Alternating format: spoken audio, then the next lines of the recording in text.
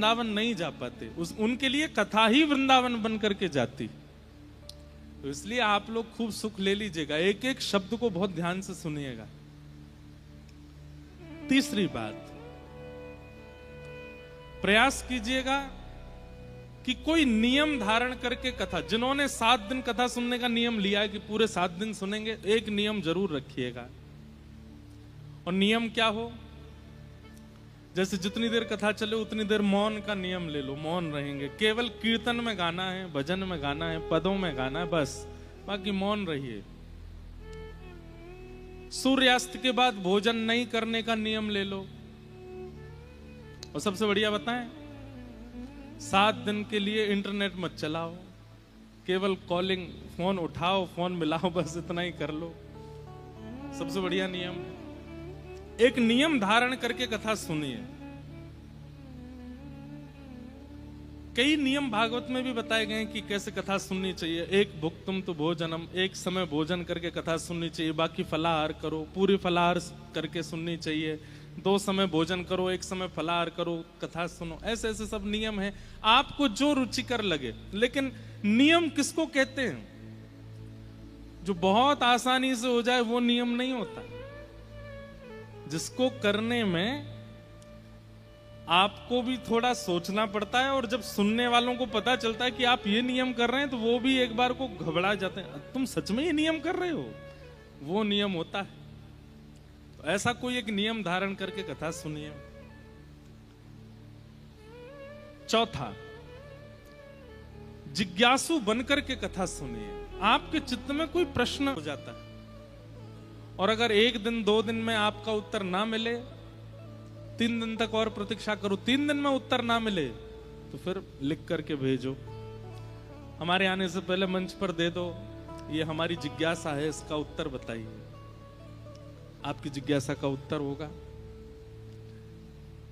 जब जाएं, मेट्रो से जाओ, ऑटो से जाओ, गाड़ियों से जाओ, बाइक से जाओ, थोड़ी देर बस एकांत में बैठिएगा और चिंतन कीजिएगा कि क्या श्रवण किया, महाराज जी आज क्या सुना रहे थे, क्या भाव रख रहे थे, उससे हमें क्या प्राप्त हुआ। उसका लाभ फिर अनुभव होगा। केवल कथा सुनकर के चले जाना ही आपका 7 दिन का क्रम नहीं है, कुछ प्राप्त होना चाहिए आपको। मुझे भी संतुष्टि मिले कि इतने समय बाद दिल्ली में कथा करके हमने कुछ दिया, और आपको भी प्राप्त हो, आपको भी अनुभव हो कि इतने समय बाद दिल्ली में कथा करके सुन के कुछ प्राप्त हुआ। इसलिए उसके लिए कुछ नियम है, इनका पालन कीजिएगा। किसी पर क्रोध मत कीजिएगा अगले 7 दिन तक, किसी पर रोष मत कीजिएगा। काम, क्रोध, लोभ, मोह, ईर्ष्या, द्वेष, ये जितने भी दोष हैं, थोड़े दिन इन पर कंट्रोल कीजिएगा। 7 दिन कथा में कंट्रोल करेंगे, परहेज करेंगे, तो फिर वो नियम में आने लग जाएगा धीरे। हाँ, इतना क्रोध कम नहीं होगा 7 दिन के बाद, पर थोड़ा थोड़ा तो कम होगा, थोड़ा थोड़ा तो उसमें लेश मात्र अंतर आएगा। तो ऐसे आप सब लोग कथा सुनिएगा। बाकी आज प्रथम दिन है कथा का। कथा के बाद रात में हम पिक्चर देखने जाएंगे, महाअवतार नरसिम्हा। कई लोगों ने उसमें अपना नामांकन करा लिया, लेकिन जितने लोगों का नहीं हुआ है उनके लिए हम फिर से जाएंगे एक दिन और। तो उस दिन और फिर सब लोग चलेंगे यहीं से धुआंधार। वो पिक्चर देखने नहीं जा रहे हैं, हम नरसिंह भगवान का दर्शन करने जा रहे हैं, प्रहलाद जी महाराज का दर्शन करने जा रहे हैं। बंधुओं, हम लोग अगर प्रोत्साहन नहीं देंगे ऐसे भावों को, तो फिर कौन देगा? ऐसी ऐसी पिक्चर आती हैं हमारे भारत राष्ट्र में जिनका कोई सिर पैर नहीं है, जिनका कोई अस्तित्व नहीं है, जो युवाओं को भटकाने का काम कर रही हैं। उनको 400-400, 500-500 करोड़ की कमाई करवा देते हैं हम लोग, और जिनसे हमें साक्षात प्रभु का साक्षात्कार हो रहा है, बच्चों के जीवन में भक्ति प्रकट हो रही है, उनकी कमाई ऐसे बढ़ती है जैसे कोई धीमे धीमे। ऐसे नहीं होना चाहिए। भक्ति का पथ चुना है, कथाएं चुनी हैं, श्री किशोरी जी को चुना है, वृंदावन को चुना है, तो आपका दायित्व बनता है कि ऐसे ऐसे भावों को आप खूब प्रोत्साहित करो। उसके लिए अपने जरूरी से जरूरी काम छोड़ करके जाओ, देखो ऐसी पिक्चरों को, बच्चों को लेकर के जाओ, दिखाओ उनको। क्या स्पाइडरमैन देखते हो, क्या बैटमैन देखते हो, क्या आप दुनिया भर के, लो ये देखो सुप्रीम मैन देखो, कौन साक्षात नरसिंह भगवान। कैसे लगते हैं, कैसे अद्भुत दिखते हैं। आप जब पिक्चर देखेंगे तो आपको ऐसा ही लगेगा कि आप कथा सुन रहे हो, क्योंकि कथाओं में जैसी लीला बताई जाती वैसा ही है वहां पर सब। तो जरूर आज भी जाएंगे, फिर एक दिन और जाएंगे। कल कथा होगी, क्योंकि हम बहुत लंबी यात्रा से आए, इसलिए थोड़ा विश्राम एक दिन का हमको चाहिए। कल हम थोड़ा विश्राम कर लेंगे, फिर कथा सुनाएंगे। परसों दीक्षा का क्रम है। यहाँ सुबह जितने लोगों की दीक्षा वृंदावन में नहीं हो पाई, वो लोग यहाँ परसों दीक्षा लेंगे। दीक्षा जिनकी नहीं है वो लोग सुबह मत आइएगा। केवल जिनकी दीक्षा है और जिनकी दीक्षा पहले हो चुकी है वे ही लोग यहाँ उपस्थित रहेंगे। फिर यहाँ दीक्षा का क्रम होगा। 4 और 5 तारीख को 4 तारीख को नंदोत्सव होगा कथा में। ठाकुर जी का मंगल नंदोत्सव मनाएंगे। 5 तारीख को 56 भोग होगा। 6 तारीख को रुक्मणी विवाह उत्सव और रास पंचाध्याय की कथा होगी। 7 तारीख को प्यारे गिरधर लाल जी का हिंडोला उत्सव है। और थोड़ा हो सकता है कि कथा का समय आगे पीछे हो, तो वो हम पहले ही बता देंगे आपको कि समय कथा का क्या है। क्योंकि 6 तारीख को हम कथा करके रात में चले जाएंगे वृंदावन। क्योंकि मेरा नियम है कि अपने जन्मदिन पर अगर हम वृंदावन के आसपास हैं तो प्रथम दर्शन श्री राधा रमण जी का करते हैं, दूसरा दर्शन श्री यमुना जी का करते हैं, तीसरा दर्शन लता कुंजों का तटीय स्थान जाकर के करते हैं, चौथा दर्शन संत महापुरुषों का करते हैं और 5वां दर्शन ब्रजवासियों का करके तब फिर हम वापस दिल्ली आ जाएंगे। फिर यहाँ कथा होगी, हिंडोला उत्सव होगा। खूब सारे कलाकार आ रहे हैं। हम हमारे जितने मित्र हैं, जितने हमारे प्रेमी हैं, सबको बुलाया है, सब आ रहे हैं। सबके साथ आनंद करेंगे। कई संत महापुरुष भी आ रहे हैं। कौन कौन आ रहे हैं नाम नहीं बताऊंगा मैं, बस आ रहे हैं। अच्छे अच्छे सब हमारे मित्रजन सब लोग आ रहे हैं। दिल्ली में उत्सव है तो फिर सबको सौभाग्य की इच्छा रहती है। यहाँ के इतने प्रेमी जन हैं, इसलिए यहाँ पर इस बार हिंडोला उत्सव बड़े आनंद से करेंगे। तो आप सब लोग 7 तारीख को तो पूरा दिन ही खाली रख के आना। उस दिन पता नहीं कौन सा डे है, शनिवार रविवार तो है नहीं, पर अगर आपका काम है, आपकी कोई जॉब है, आप कहीं कुछ हो तो आराम करने के लिए जैसे बीमारी का बहाना लगा देते हो ऐसे कोई बहाना लगा के आ जाना। उस दिन तो पूरा दिन यहीं रहिएगा। खूब धुआंधार आनंद करेंगे। प्यारे गिरधर लाल जी को खूब झूला झुलाएंगे। और फिर 7 तारीख को हम आप सब लोगों को प्रणाम करके फिर यहाँ से आगे प्रस्थान करेंगे। तो ये 7 दिन के क्रम में आप सब लोग ध्यान रखिएगा। अब आओ कथा में प्रवेश करते हैं। बीच बीच में व्रज भाव वृंदावन की स्मृति आती जाएगी किशोरी जी की कृपा से, तो वो सब भी स्मरण करते रहेंगे। बोलो वृंदावन बिहारी लाल। किसी की कोई जिज्ञासा होती है तो आप मंच पर जो ब्राह्मण देवता हैं इनको लिख करके दे दीजिएगा।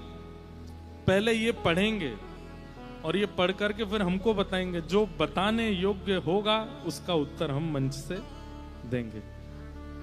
बाकी मिलने का ऐसा कोई क्रम इस बार रखा नहीं, क्योंकि दिल्ली बहुत दिन बाद आए तो हमको वैसे ही बहुत लोगों ने पकड़ लिया है। कभी कहीं कभी कहीं कभी कहीं ऐसे आना जाना बहुत है।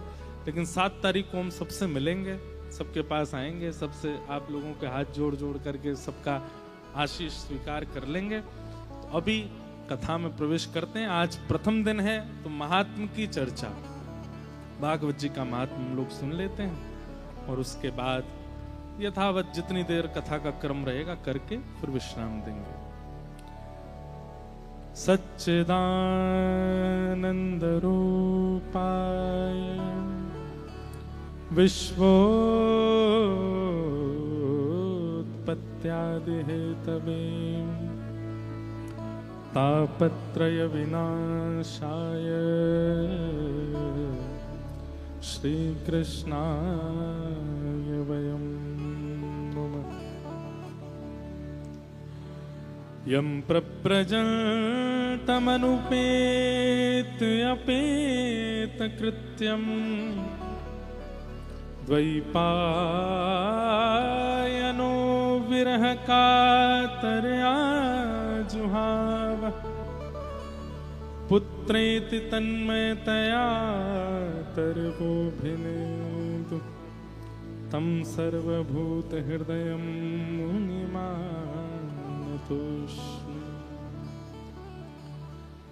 महात्मा, महात्मा का अर्थ क्या होता है? महत्व। हम आप सब लोगों को महत्व जाने बिना क्रिया करने में इतनी लगन नहीं होती।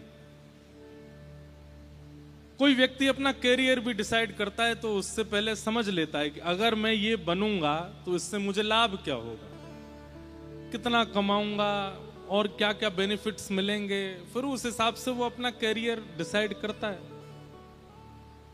सब लोग महत्व जानकर के ही किसी क्रिया को प्रारंभ करते हैं।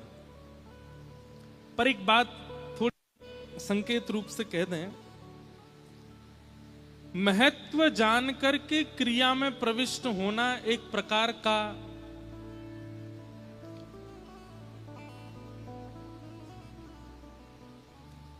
निष्काम भाव नहीं है।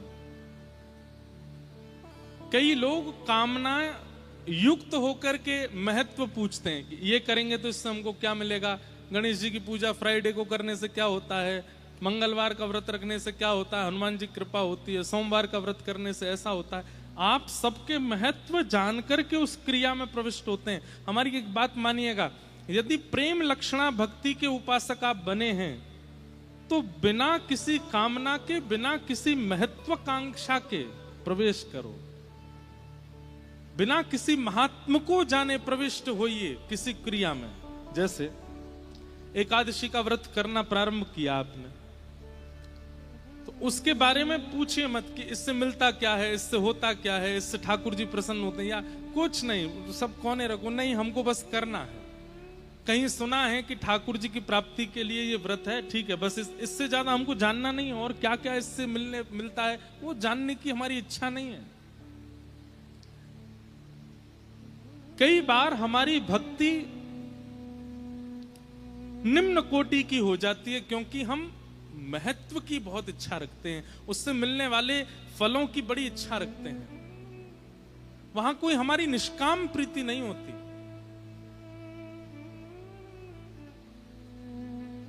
बुरा नहीं मानिएगा, आप कहीं और से जुड़े हैं तो महत्व की इच्छा रखो, लेकिन वृंदावन से जुड़े हो ना तो बिल्कुल निष्काम हो जाओ, कोई कामना नहीं। क्यों भजते हैं ठाकुर जी को? बस भजते हैं, अच्छा लगता है। क्यों जाते हो वृंदावन? बोले कोई कामना नहीं है, बस ऐसे ही जाते हैं। क्यों लगाते हो तिलक? बस ऐसे ही लगाते हैं, ठाकुर जी के लगेंगे हम इसलिए लगाते हैं। तथा क्यों सुनते हो? कुछ प्राप्त होता है? बोले ऐसा कुछ नहीं, बस सुनना अच्छा लगता है।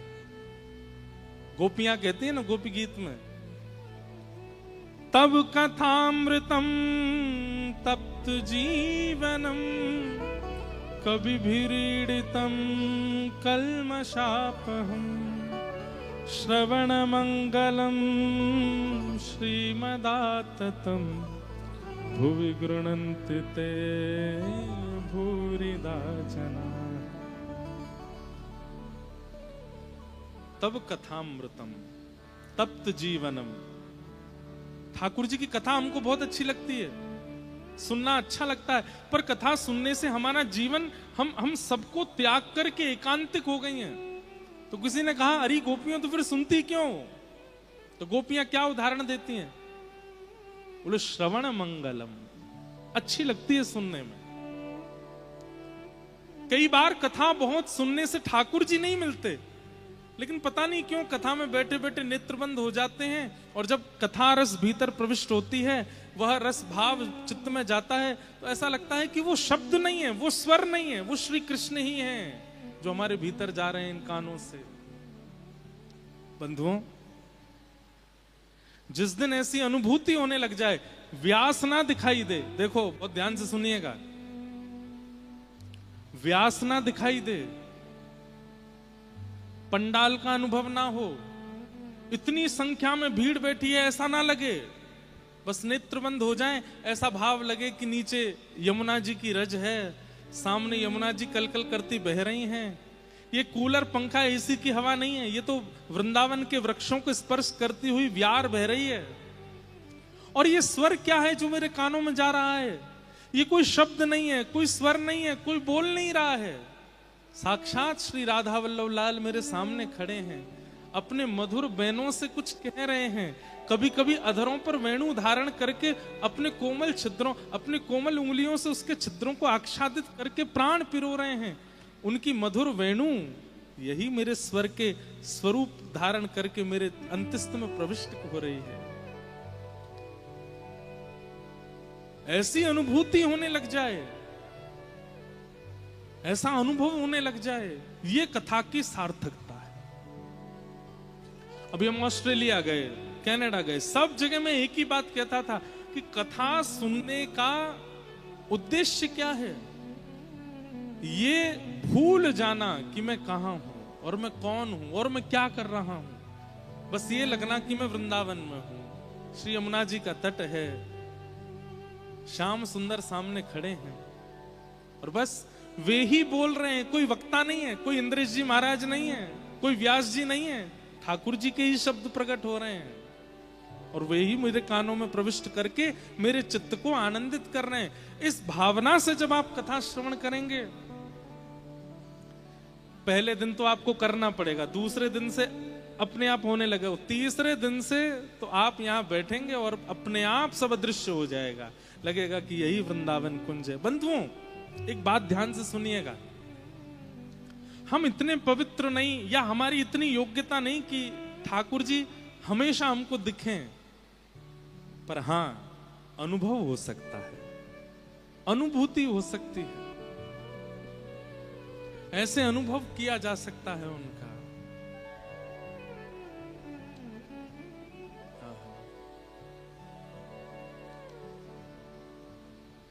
तो महात्म है, प्रथम श्लोक में ठाकुर जी के कुछ रूप स्वरूपों का वर्णन किया है, ध्यान से सुनिएगा। सच्चिदानंद रूपाय, तीन रूप हैं भगवान के, सत्य, चैतन्य और आनंद। सबसे पहला स्वरूप है ठाकुर जी का सत्य। आपको ठाकुर जी के प्रति सत्य बुद्धि रखनी ही पड़ेगी अगर आप भक्ति मार्ग में हैं तो। कई बार ऐसा देखा जाता है कि ठाकुर जी के प्रति सत्य बुद्धि नहीं होती। सत्य बुद्धि किसको कहते हैं? सत्य बुद्धि का मतलब होता है ये अनुभव होना कि ये वास्तविक हैं, ये कोई मूर्ति नहीं है, कोई पाषाण नहीं है, कोई धातु नहीं है, ये वास्तविक हैं। ये सत्य बुद्धि कहलाती है। कई बार कई माताएं बहनें भाई लोगों की सेवा देख करके मन में थोड़ी सी पीड़ा हो जाती है। क्यों? क्योंकि उनकी सेवा के भाव से पता चल जाता है कि सत्य बुद्धि नहीं रखते, इनको लगता है ठाकुर जी पाषाण बुद्धि हैं। सत्य बुद्धि होगी तो आप वैसी ही भावना रखोगे जैसे एक बालक के प्रति होती है, जैसे अपने के प्रति होती है, जैसे किसी अन्य व्यक्ति के प्रति होती है। डलिया में नहीं लेके घूमना ठाकुर जी को, ठाकुर जी के लिए उचित आसन बनवाइए, ठाकुर जी के लिए उचित व्यवस्था कीजिए, उसमें ही विराजमान होंगे। उसमें उचित ठाकुर जी के बैठने के लिए व्यवस्था हो, ठाकुर जी के लिए जल झारी हो, ठाकुर जी के लिए बंटा हो, ठाकुर जी की और भी सामग्रियां भीतर हो, देख करके लगे कि हाँ ठाकुर जी अपनी व्यवस्था में चल रहे हैं। कई लोग अपने ठाकुर जी को लेके आते हैं तो मैं मन में तो होता है पूछ लूं जल झारी कहाँ है ठाकुर जी की, है ही नहीं, और बेचारों को प्यास लगती होगी, कहां जाते होंगे। बंधुओं, जब हमारी भावना में सत्य बुद्धि नहीं होती है ना, तो फिर ठाकुर जी को जैसे आप पाषाण मानते हो, ठाकुर जी भी आपको इंसान ही मानते हैं। फिर वो आपके प्रति प्रेम भाव नहीं रखते। सत्य बुद्धि, अपने ठाकुर जी के प्रति सत्य बुद्धि रखो। वो चैतन्य हैं, उनके भी हाथ हैं, उनके भी मुख हैं, उनके भी नेत्र हैं, उनकी भी नासिका है। अब मैं कह तो देता हूं लेकिन बाद में मुझे लगता है कि पता नहीं लोगों को कहीं अच्छा ना लगाओ। अब जैसे ठाकुर जी पे पेंट होता है, कई जगह पेंट करवाते हैं ठाकुर जी, चित्रपट पर अगर पेंट हो रहा है कोई दिक्कत नहीं है, लेकिन ठाकुर जी का जो स्वरूप है ना, उसमें अलंकार नेत्र अलग से पधराने चाहिए। एक एक श्रृंगार आपको चंदन से करना चाहिए, पेंट नहीं लगाना चाहिए। और किसी मैया का बालक काला हो गया, अब वो डॉक्टर से कहे इसको पेंट कर दो, इसको गोरा बना दो, इसको गोरा कर दो, अच्छा नहीं लगता ना। ऐसा नहीं है कि आपको कोई दोष लगा होगा, पर हाँ ठाकुर जी अब कहवा रहे हैं हमसे, तो आप लोगों को ये संकेत करवा रहे हैं कि भाई ये पेंट वेंट मत करवाया करो हम पे। अब पेंट करवाते हैं जब, तो हमारे अंदर ये भावना आ जाती है कि ये सत्य नहीं है, ये तो पाषाण है, कैसे भी पेंट करा दो, कुछ भी लगा दो, कहीं भी बैठा दो, कुछ भी पहना दो, कैसे भी बांध दो। नहीं, ठाकुर जी के प्रति सत्य बुद्धि रखो।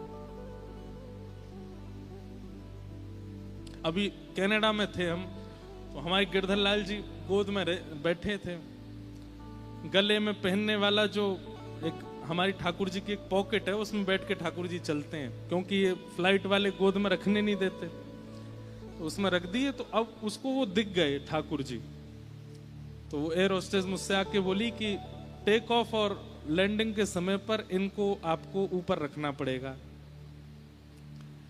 मैंने कहा आप लोगों की बड़ी ज्यादा, वो तो विदेशी लोग, उनको क्या समझाएं। मैंने कहा ये मुझसे दूर नहीं होंगे। 15 मिनट फ्लाइट लेट हो गया, एक एक करके आती गई, बोले कि हमारे एयरलाइंस के रूल हैं, आपको पालन करना पड़ेगा, आपको रेस्पेक्ट करनी पड़ेगी। मैंने कहा मैं उतरने को तैयार हूं, आप लोगों की जिद होती है कि गोद में नहीं रखना, तो मैंने बॉक्स ऊपर रख दिया, ठाकुर जी मेरे यहाँ पर। अब मैंने कहा अब मैं ऐसे ढकना भूल गया, आपको दिख गए ठाकुर जी, तो अब आप इनको ऊपर रखवाओ। मैं ऐसे ढक देता फिर कैसे पता चलना था। बोले नहीं अब आपको इनको रखना ही पड़ेगा। मैंने कहा ये नहीं रखूंगा मैं, चाहे मुझे उतार जाओ। तो अंत में वो पायलट के पास गए, तो फिर पायलट ने अनुमति दी, बोले ठीक है अब बैठने दो। मैंने कहा और नहीं तो क्या, ठाकुर जी के नहीं लड़ेंगे तो फिर किसके लिए लड़ेंगे।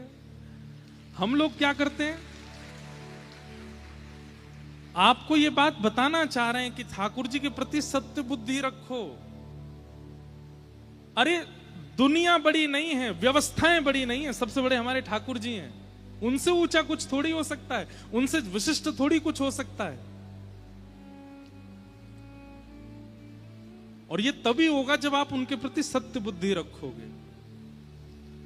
आप पाषाण बुद्धि रखोगे, उनके प्रति धातु बुद्धि रखोगे, तो कहीं धर दो, कहीं बैठा दो, कैसे पेंट करवा लो, कुछ भी पहना दो, कहीं भी करवा दो। हम जितनों के भी निजी संपर्क में है ना, हमने सबसे पेंट का तो मना ही किया। मैं ठाकुर जी पेंट नहीं करवाना है। स्वर्ण के, चांदी के या शंख के अलंकार लगाओ, थोड़ा श्रम तो होगा आप लोगों को, रोज रोज लगाना पड़ेगा। इतना भी नहीं कर सकते ठाकुर जी, रोज पधराओ, ठाकुर जी के नेत्र पधराओ, अपने मन के मुताबिक बनवा करके पधराओ। मुखमंडल को सुंदर बनाना है, सुंदर चंदन घिसो, रोली घिसो, उससे पत्रावली का श्रृंगार कर दो, अपने हाथों से सजाओ ठाकुर जी को। और फिर हम चाहते हैं कि हमारे चित्त में प्रेम भक्ति क्यों प्रकट नहीं हो रही है, हमारे ठाकुर जी हमसे प्रसन्न क्यों नहीं। क्योंकि आपने सत्य बुद्धि, भक्ति का प्रारंभ ही यहीं से है कि ठाकुर जी के प्रति पाषाण बुद्धि नहीं रखनी है।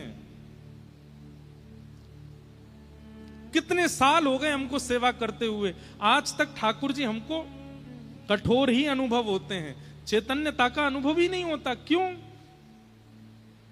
हमने अपने लाल जी के प्रति अनुभव किया है, पसीने का अनुभव किया है, चैतन्यता का अनुभव किया है, मुस्कान का अनुभव किया है, रुदन का अनुभव किया है, बोलवे को अनुभव किया और रोवे का अनुभव किया। कितने अनुभव किए हैं। ये सब अनुभव आप सबको भी होंगे। कब? जब सत्य बुद्धि रखोगे ठाकुर जी के प्रति। ठाकुर जी कौन है? सत्य है। दूसरा, ठाकुर जी के प्रति चैतन्य बुद्धि रखो। ये चैतन्य है,